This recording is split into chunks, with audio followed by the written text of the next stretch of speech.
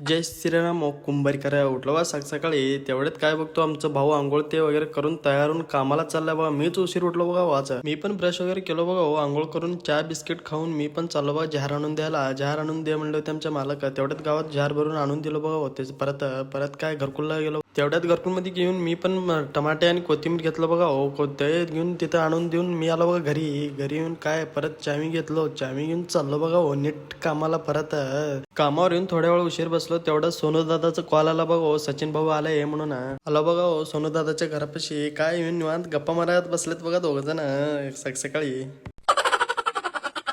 मग काय हो विषय, ऋतिक भाऊनं चपाती आणि आमटी आणलं होतं बघा हो जेवण करायला. पद्धतशीर जेवण करून आम्ही निघालो बघा बाहेर.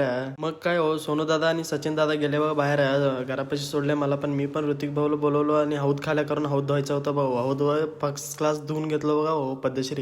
तेवढ्यात घेणू दादा आलं होतं बघा हो कामावर. मी पण कामावर जाऊन बसलो होतो. दोघ जण जवळ बसलो. त्यांचा पण कॉल आला. त्यांनी पण गेला बघा. एवढ्यात आमचा लहान भाऊ कलर खेळून आला बघा हो. बघा किती खतरनाक त्याचं तोंड शर्ट बघा किती खतरनाक झालाय हो. ब्लॉग आवडला असेल तर लाईक फॉलो सबस्क्राईब करा. भेटू नेक्स्ट ब्लॉग मध्ये.